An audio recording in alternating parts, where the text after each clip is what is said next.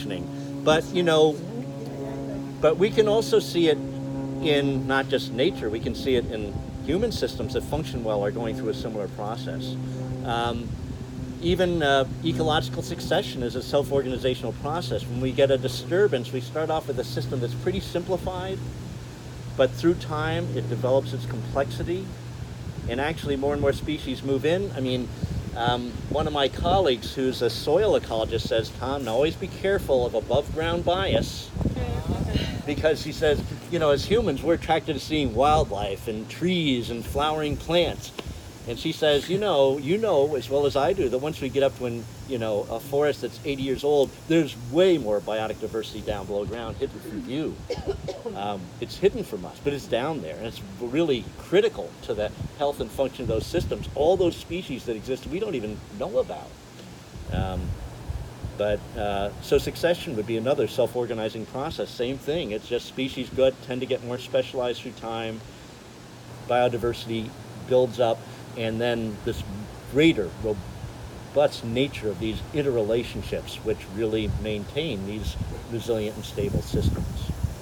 And I should mention, ecologists measure energy efficiency in ecosystems by how many different species the system can support.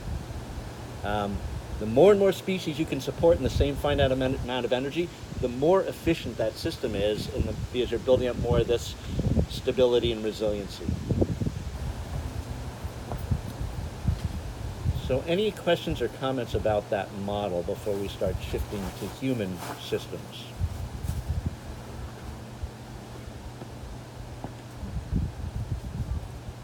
Yes. What? I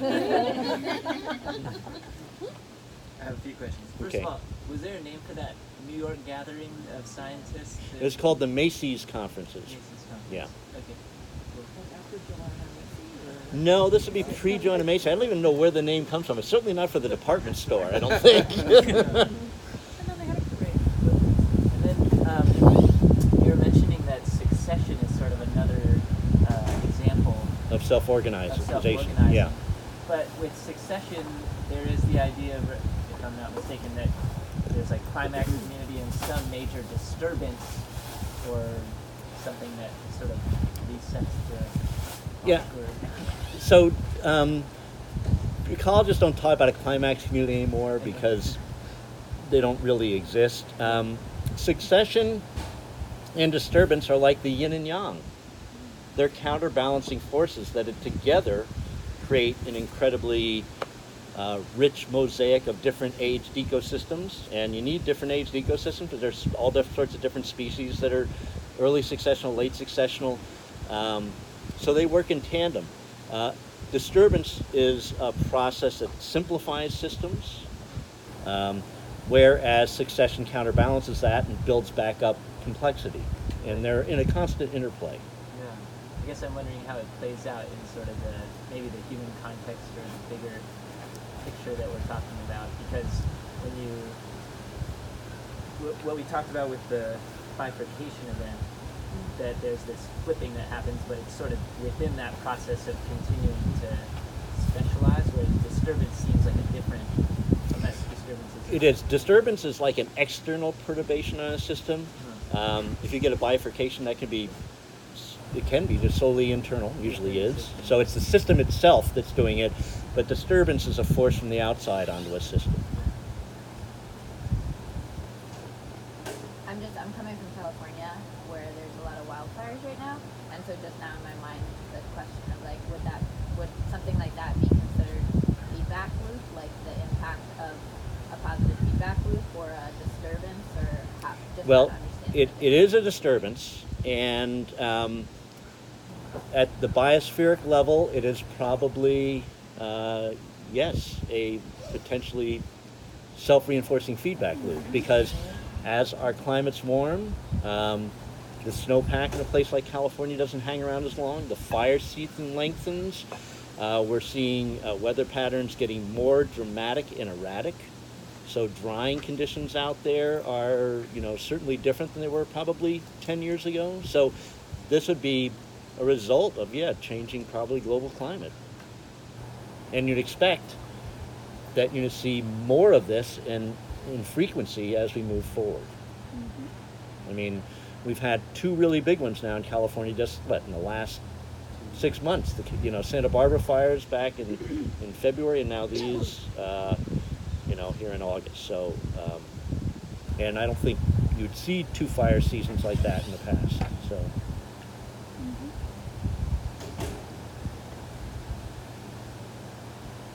All right, any other questions or comments before we move on and start applying this model? All right, so I want to come back to this idea that this process, self-organization, decentralizes critical functional roles to get more and more players doing them, to build up that resiliency and stability. And whenever we move away from that towards concentration of critical functional roles, you're moving a system towards instability. So let's go back to California. Let's take the Central Valley in California. Due to heavy use of pesticides in the Central Valley's agricultural district for many decades, we've got ultimate concentration there in just one species of pollinator, the honeybee. Now that is a scary prospect. If anything happens to the honeybee and it fails, that whole Central Valley agricultural system is going to fold up overnight, because we've concentrated down to just one player in a critical functional role of pollination. It's a crazy thing to do, but that's sort of an example of how that plays out. In 2008, there was that financial meltdown. Many people said that was due to risky investments. Well, risky investments were the catalyst, but the underlying cause was that financial system had very low levels of self-organization. At the time of that collapse, 54% of all the banking assets in this country are held by just 10 banks. If we had many more banks involved, and some of them did risky investments, they could have failed, but there probably would have been enough resiliency in the system to keep the system afloat. In this case, there was so little self-organization. Once Lehman Brothers failed, if the federal government hadn't come in to shore everything up, the whole system would have just had a cascade going right through it. Because, again, of much too concentration. And the scary prospect is that with so many failed banks that got taken over by the existing banks in 2008, I think now the latest figures show that 82% of all the banking assets are held by the top 10 banks. So the system's even less self-organized, less stable and resilient than it was 10 years ago. Yeah. Well, there's going to be another catalyst. I don't know what it'll be, but the next time it's going to be a lot different. I just think that we've created systems that are very fragile because of concentration. I have a question about the self-organization aspect, though. When it comes to this Western mindset of centralizing roles, I don't know if it's primarily Western just because I don't have the historical context. But with keystone species, such as unfortunately humans, that have this urge or this design to organize in a centralizing way, how is that? Is it because we're not listening to other systems and other species? Because it feels like a natural tendency for some species to want to centralize. So how is that balanced? I don't know if it's natural. I think it is part of our worldview. And I'll get into that a little bit in a second. Because I think not all cultures have operated in this way of centralization.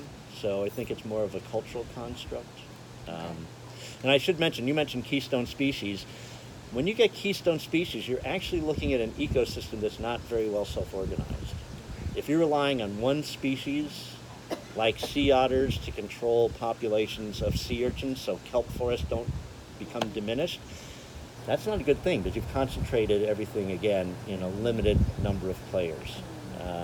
So keystone species are usually indicative of systems that aren't well self-organized at one of their links of critical roles. Question?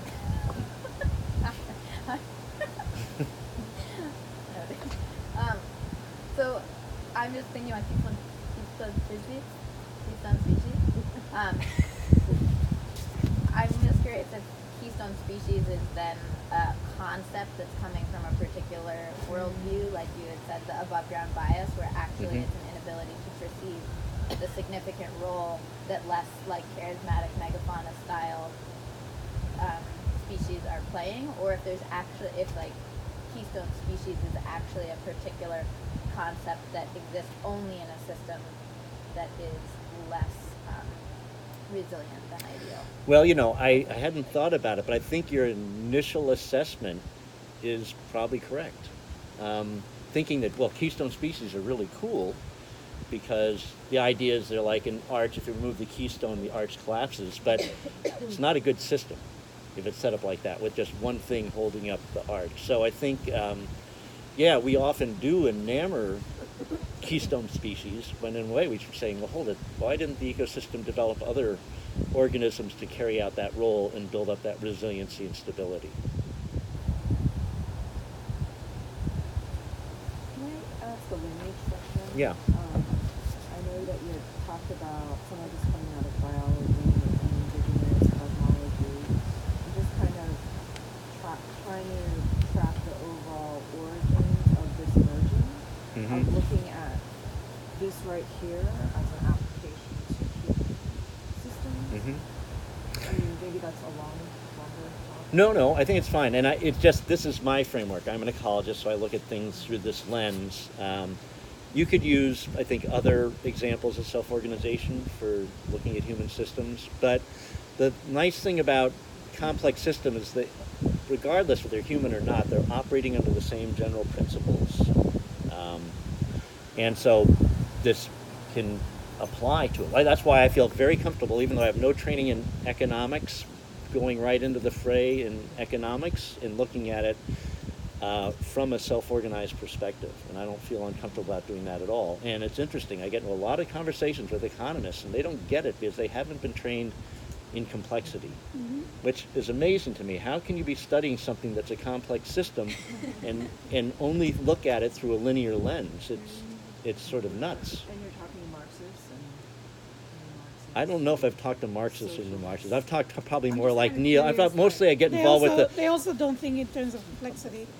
Because I'm trying to think about the ones that folks are reading now in certain social justice segments that Mhm. are like trying to really make sense of the moment now. And I wonder how that conversation will go. That's what's in my brain right now. And then even like substituting some of the words, not that there's anything wrong with those words, but thinking about people who are doing race equity and liberation work and how they would describe each thing. So I'm just trying to understand. Well, we're seeing the same problem across all those fields is a movement or simplification and a very little tolerance for actually sitting with complexity. Right, and so in systems thinking, for example, a lot of the, scientific terminology has been translated now, right, into more human-centered kinds of ideas, and people are still struggling to stay with the complexity of the issues. So, for example, one example is the idea of emergence, right? Because we're having a hard time sitting with what it actually means to have an emergent system, emergence has now become a noun for something that might seem a little bit out of the ordinary, maybe a little disorganized, maybe a little new from a particular perspective, and now we slap that word on that, right? Because we have a hard time in this culture sitting with discomfort, with the unresolved, with tension, and with multiple ideas at the same time. Yeah, I was like, that word, right? Like, then I was also thinking about Black Lives Matter movement and how it developed. Like, it didn't want a centralized leadership function. That it tried to look at multiple ways of leadership in multiple cities globally, and within those cities, multiple holding a relationship. And I'm thinking of certain practice communities where it's not about like you will give us all the answers. That it's like, oh, how can all of us hold this depending on the roles and time that we have. And But at the same time, with BLM, there's a simplification of blackness. yes, but Right? it's much more complicated depending on the region and depending on the Well, in the South, leadership. is being a simplification of blackness and a turn away from traditional ways of leading in the black community towards partnering with non-black, leaders. That's an issue. Yeah, that's part of an issue. I think it's more like it's more complicated than that. I feel like there's a lot of complicatedness to that, depending on the region. But yeah, I mean, I'm just trying to understand. Yeah. So Yeah, complexity is different from complication. Yeah, it's They're really, complication and complexity are not synonymous. oh. So is that perhaps one of the reasons why not all but many attempts at eradicating racism have not been successful because they see it, some of those solutions as simplistic and it's such a highly, highly complicated and complex issue. There was a turn very early on towards technical Yes. versus adaptive. So most of the diversity education that has been done has been a focus on technical tools development, right? Not a whole understanding how you actually take into account the entire system from which these dynamics emerge. Because it's a very racism in and of itself is a very complex ecosystem. It's embedded in the very DNA of this culture. But we keep treating it like an isolated, separate issue. It's something that can be simply resolved, brought into balance. And And it's, that's why we have it. yeah, Mm-hmm.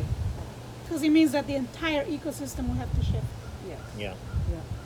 And all of that. Yeah. And this is, I think, one of the problems, again, with this linear reduction paradigm is that we often start to take things and separate them out and look at them in isolation and not realize that, wow, there's a whole mess of stuff that's going on that's all part of this mix.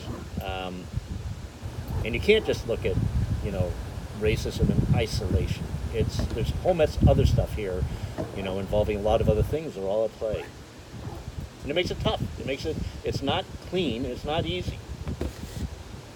And it may take And it makes it what? and it may take generations or cycles. Well, it certainly has taken generations already.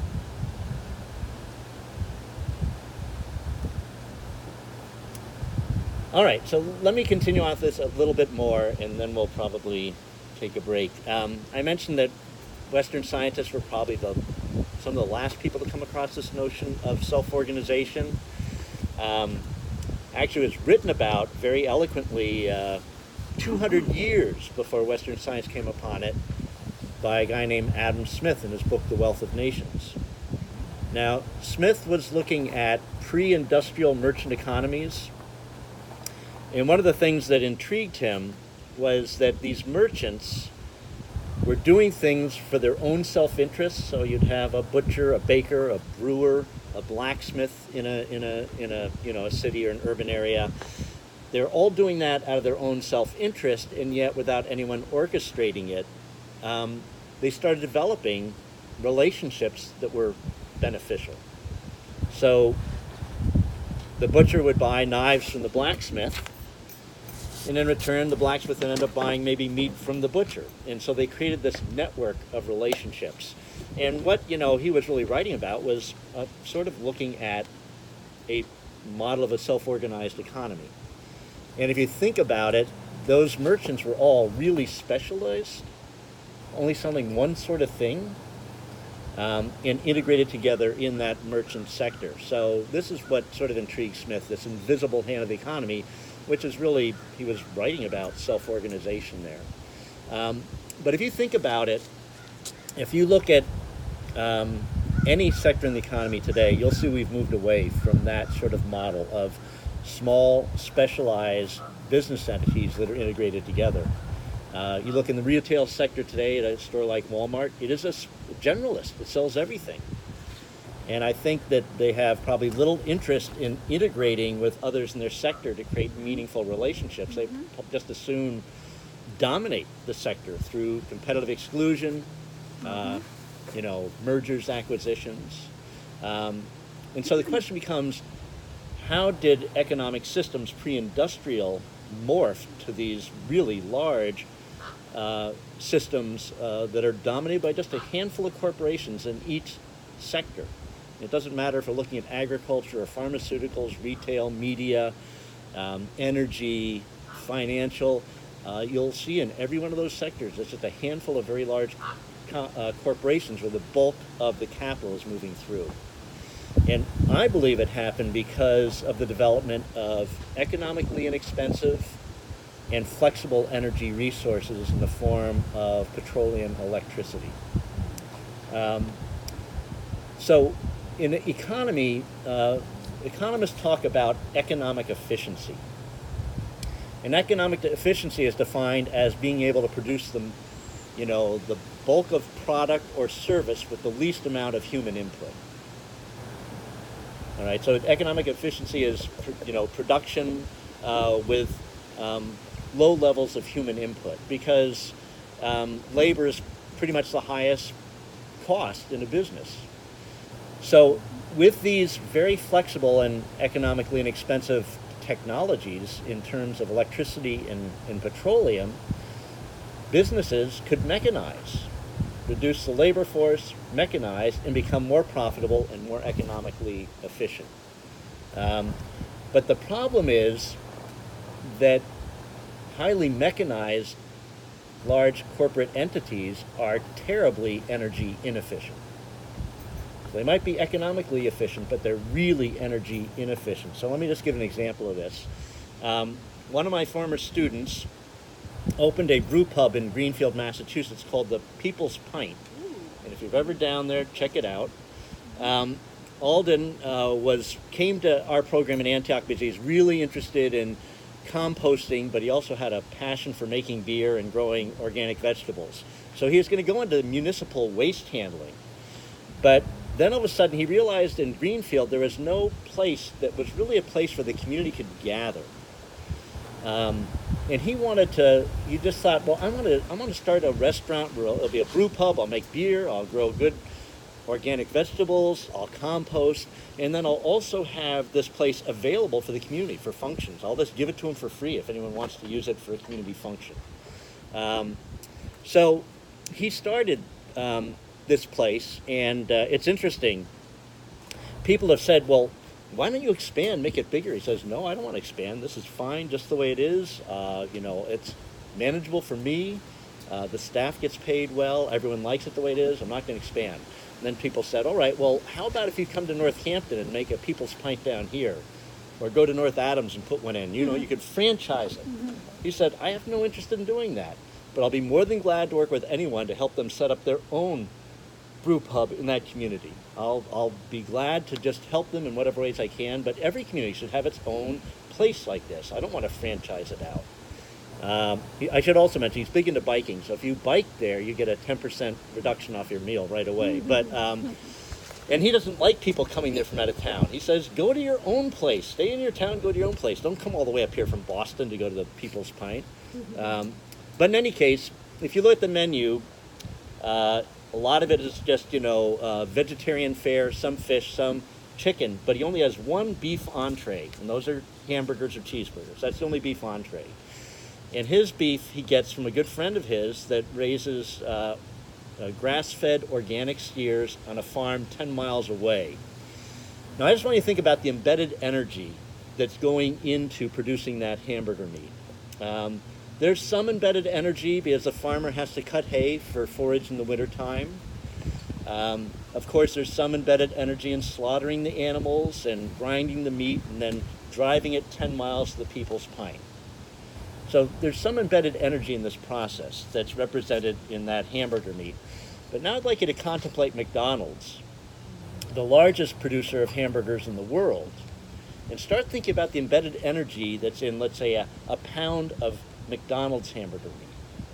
First off, all their steers are pretty much grain-fed, not grass-fed. And right away, that is going to boost the embedded energy in that meat about tenfold.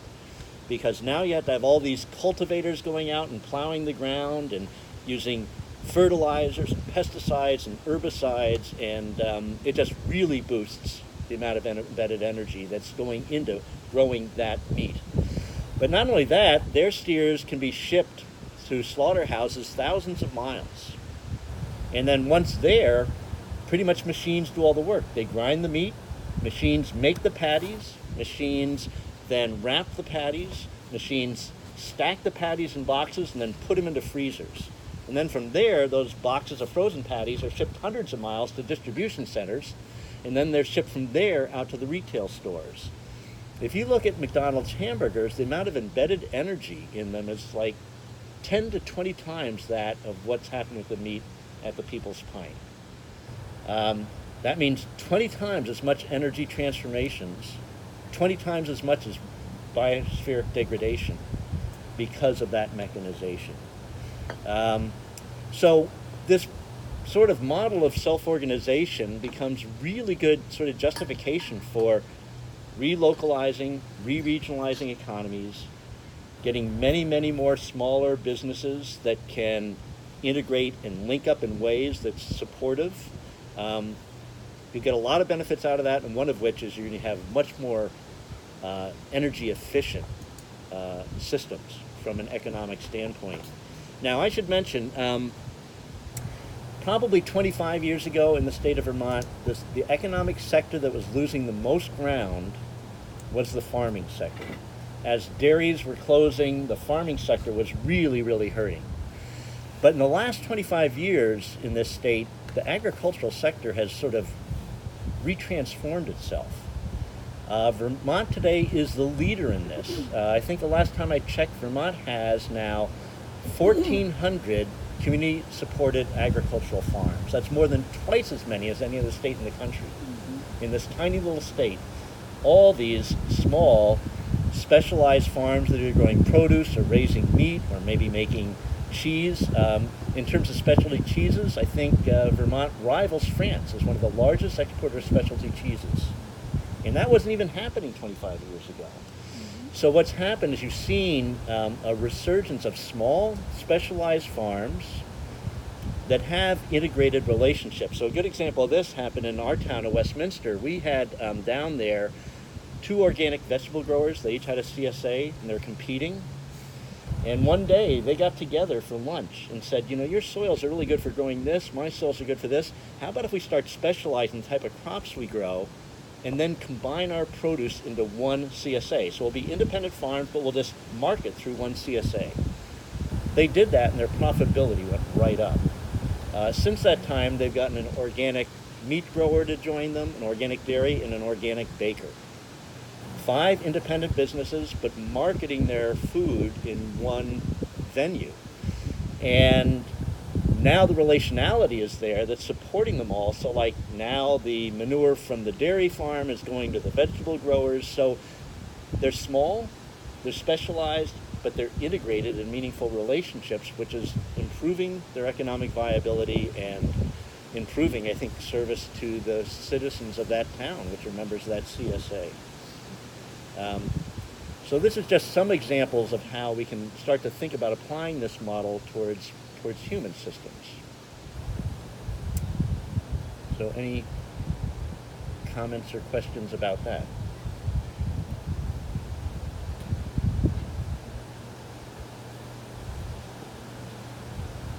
Yeah. Sorry, is there someone I didn't see anyone else. I feel like I'm curious. I'm curious, not in the economic context, but how you would apply this, let's say, and you can use from any global example in, I guess, in prisons or dealing with jails and prison systems. If you know, how you would think about it. Okay, it's not my area of expertise. I'll take a stab at it, and maybe Yeah. other people can jump in and help me out. I mean, when I think about prisons, I think about having one class that has all the power and another class that has no power. And that's not self-organized in any way, shape, or form. Out here in the natural world, there's no one entity that holds the power. It's sort of shared. They all exist in relationship. You know, there is a system that I think is really a terrible, horrible system, because as one class in power, one class with no power, and the class with no power, you know, suffers a lot. I mean, They suffer a lot. And I think also the class and power can suffer because you get people that are abusive and might not be otherwise in life. So it's just a very unhealthy thing. Is it entropy then? Is it as we think about like funding systems, right? There's a lot of violence, it's not working, it's failing. We talked about systems failing and it's not true. If we look at that system as it's failing. Well, it certainly is a system that's been dramatically simplified. So in that way, I guess you could say it would be an entropic system.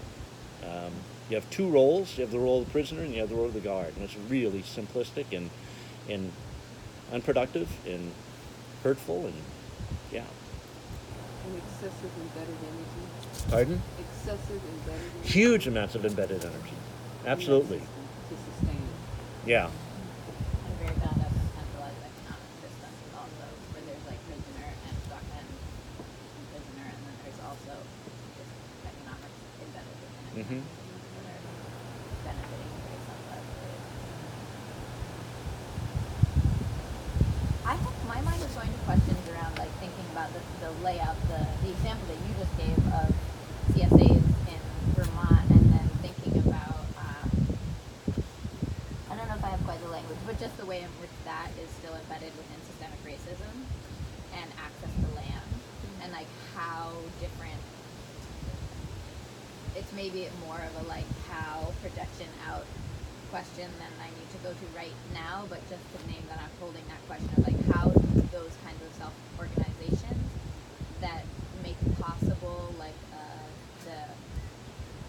I'm still getting the languaging around embedded energy and stuff, but that make possible the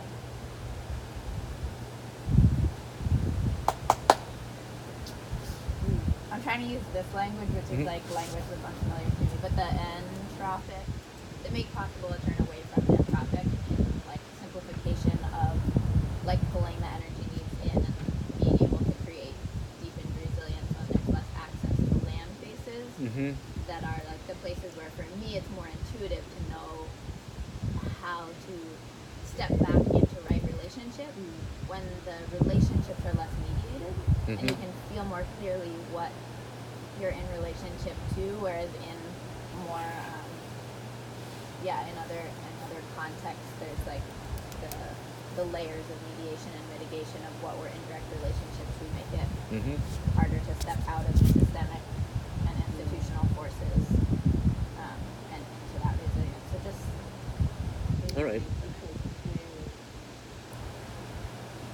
Sustain that system.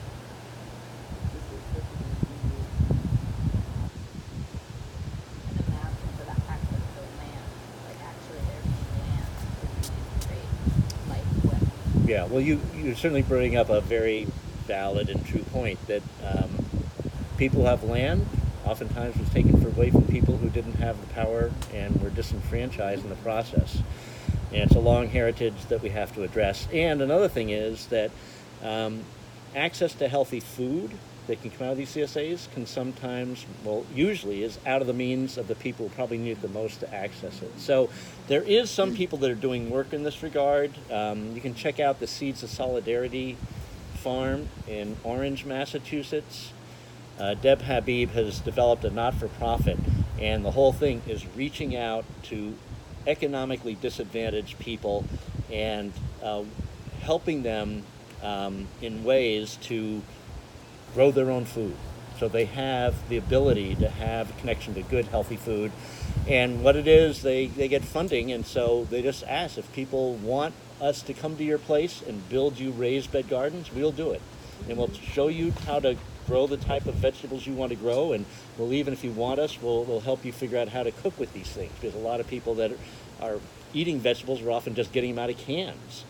But I don't know how many underserved people they have worked with in Franklin County. They have hundreds and hundreds and hundreds of raised bed gardens they've built for people that are, really poor, working with various groups that work with the poor and really growing food and helping them have access to this, trying to sort of right this wrong that, underserved people are sort of cut off from access to good quality food, and trying to give them some self-reliance in the process. So they're the only ones that I know best that are doing this, but I'm sure other people are doing as well, because it's something that really needs to be addressed.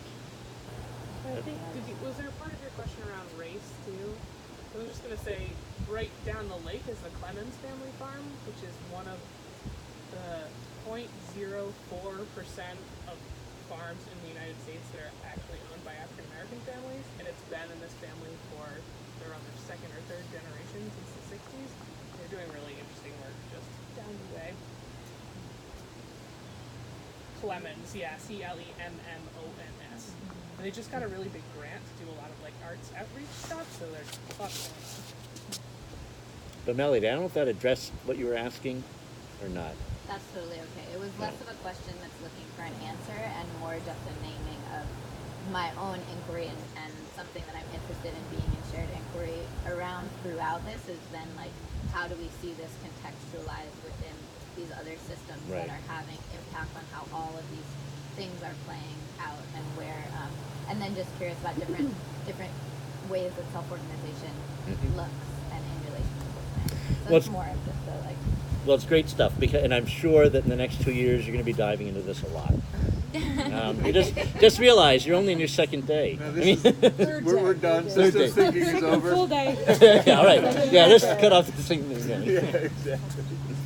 I'm having a thought about this that it's similarly like a vague question that may be a very unanswerable and long-term question, but it was sparked by you referencing Adam Smith and the Wealth of Nations and thinking about how even at that time that Adam Smith was writing, the seeds of the system that we're living in now were already sown. Oh, they were sowed even before that. Way before, and so the patterns within that system were building up to the industrial capitalist world that we live in.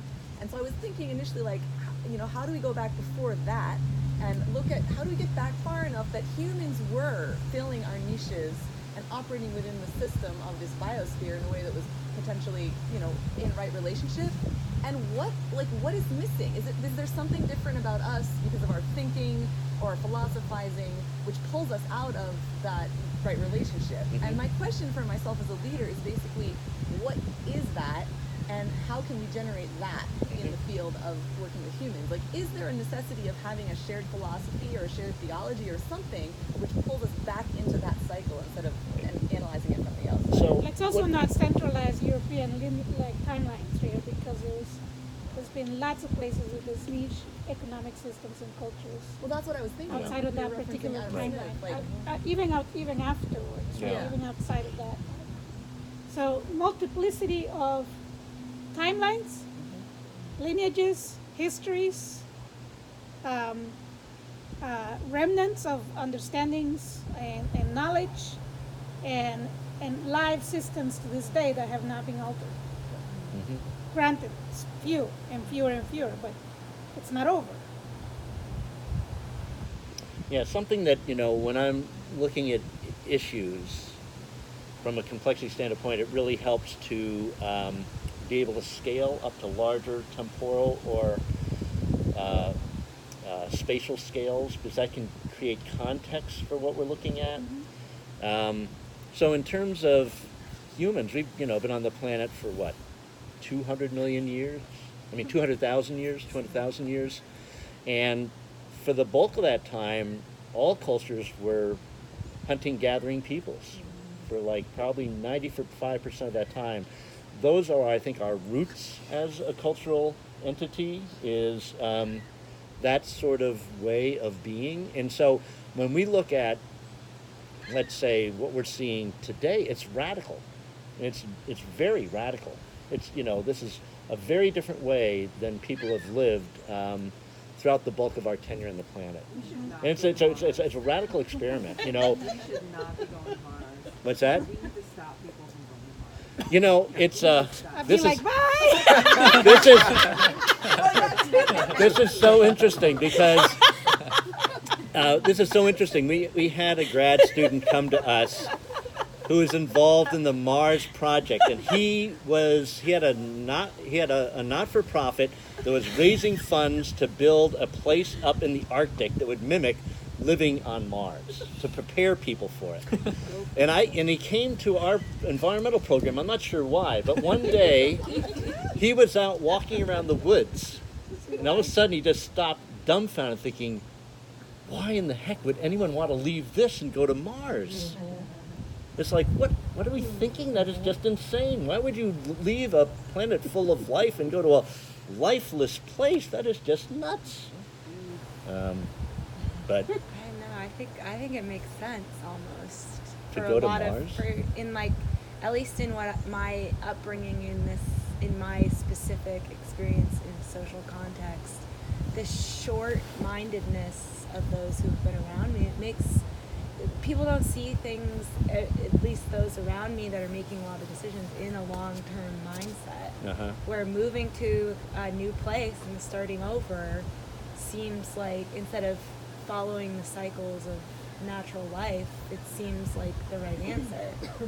So I can like see the justification, like not personally for myself, but I can see it in others as like, and you look at countries and societies who've had to start over, maybe not from a natural standpoint, but from a societal standpoint due to war or expulsion of a force or something, and there are countries who are thriving economically now. I don't know. It's just like the short-mindedness of those. I can see it.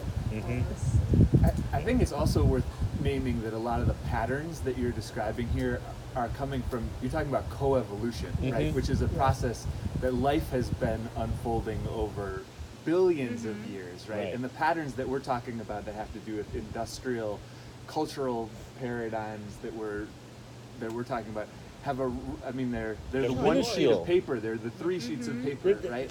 And so, Gregory Bateson says that the major problems of the world right now are a result of the difference between nature, the way nature works, and the way humans think, right? And it's not to say that humans aren't necessarily nature, but it's to suggest that there are these time-tested patterns that, in the Western world, certainly anyway, there's been significant veering from. And I think there's something powerful about returning from the big context to some of these patterns that have stood the test of evolutionary time from an ecological perspective for long, long periods of time. Yeah. I also want to advise us to just remind us to be disciplined in how we universalize ideas for all humans, right? Because this is a very particular tradition and lineage here that has been forcibly spread around the world, right? And it's an evolution of a feudal system that had to find continually a way to stick around. So the emergence of the prison system in the 17th century, especially in France, and the emergence of the idea of madness, right? All these are tools to stabilize a particular set of relationships of power that benefit a particular group of people that adhere to a particular lineage, right? And yes, it's been transferred to other people who may look different than the initial group of folks whose lineage we're talking about, but maybe behaviorally quite similar in values and ethics, back to what we talked about yesterday, right? But let's not universalize that all humans think a certain way, and that's the problem, because that isn't the fact, right? And that also, for some reason, that there's a universal condition of economics that stays the same. These are fragile systems because they're new, which means that we have an opportunity to shift. But so like the feudal system kind of becoming a system of colonization, and then the system of colonization becoming an industrial system, right? These are transformations,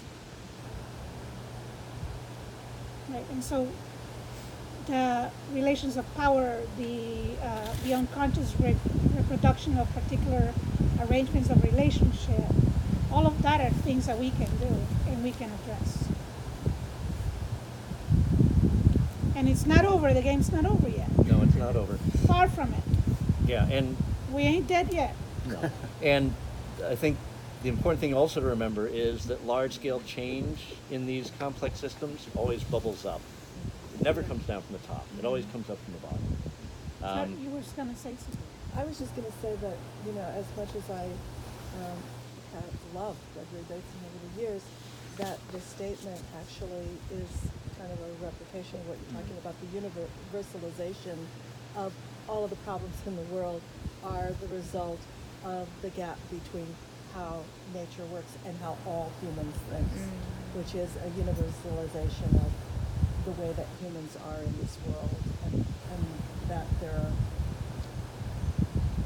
and that leaks out in, particularly in the way that we've looked at science over the years, that kind of universalizes, well, human nature, it's human nature to do X, when in fact that has not played out culturally around the world. And Umberto Maturana would say that the God. emergence of our of our abilities as humans, the emergence of our neurological landscape, come from four conditions, right? Which is we organize in small groups around the feminine principles for the purposes of sharing intimacy and resources. Intimacy and resources. Say that again, please. The emergence of human consciousness happens through the continual and I would say recurrent experience of organization in small groups. That the organization happens around the feminine for the purposes of sharing resources and intimacy. Maturana.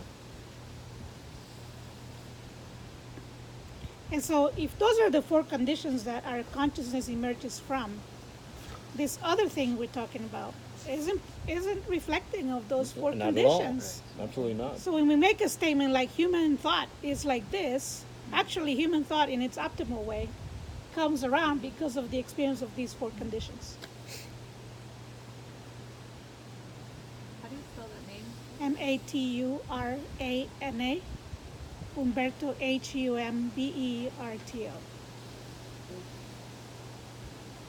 This may be thinking along the lines of what you're saying not to do around reductionism and universalism, but I am curious that if you're looking on a global timeline, when the splitting happened between mind, body, and spirit, and all that, like if you looked at certain timelines, like when you look at where the world is now, I don't know if that feeds into what we're trying not to get to, but I'm trying to understand how we fractured so. We haven't all We fractured. haven't all fractured. No, no. And I think that, I think when you are looking at hunting gathering people, they see themselves as a part of the land. They're not apart from it. They're part in sharing with everything else. I don't think this happened in all agricultural societies, but probably in some agricultural societies there was maybe a shift where people were starting to see themselves as a part from it and having dominion over it. So I don't know if that's the first shift, but I think our tenure is to want to be in relationship with land. That's our heritage. And again, it's a radical change we're seeing now where people are getting really very divorced from it.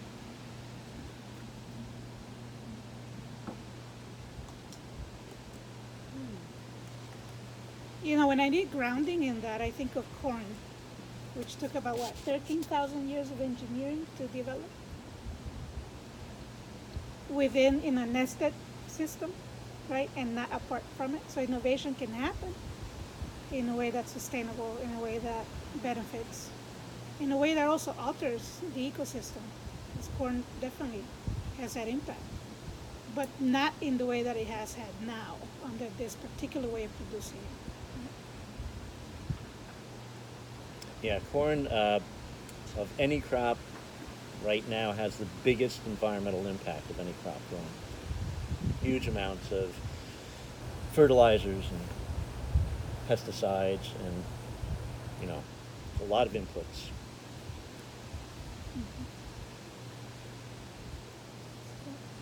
I don't know if this is additive or not to the conversation, but there is something about the belief in the separation that you're talking about, and the belief that it serves this kind of monolithic idea of human nature and the way that cultures I think that the belief that one is separate rather than the assumption that one is not. And that's within the potential of each person to change. So that feels like. Yeah. There's this book by a philosopher named Bruno Latour. It's called We Have Never Been Modern. So the modern idea being that there actually is a separation between mind and body and that the world is linear and reductionist.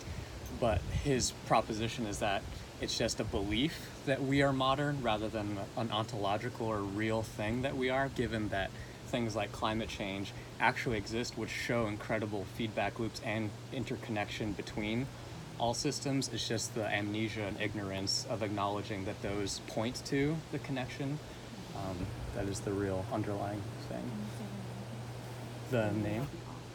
Yeah, Bruno Latour, Latour.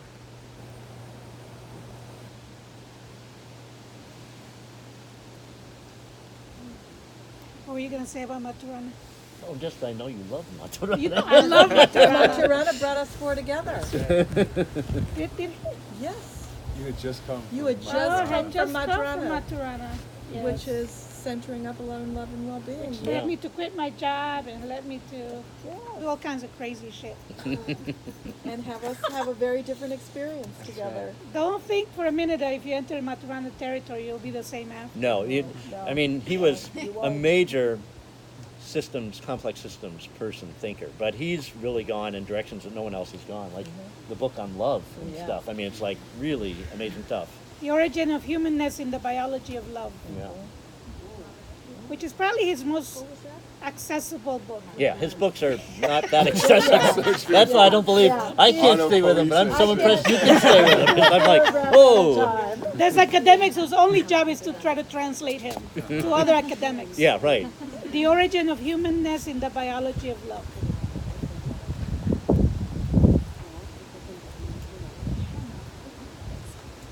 I was like, wait, all of my organizing work is not organized around small groups, not organized around the feminine, and there ain't a whole lot of sharing of resources or intimacy going on, especially intimacy. So why am I creating systems that are not optimal for human consciousness? And then I quit my job. And look at you here. Yeah. PhD later.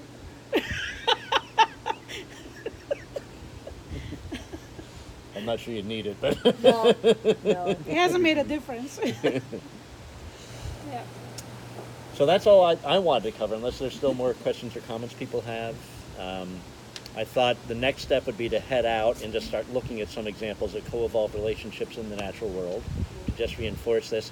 And then come back and start to think about, well, what does this mean in terms of leadership? How do you envision leadership? You know, given the conversation that we had this morning.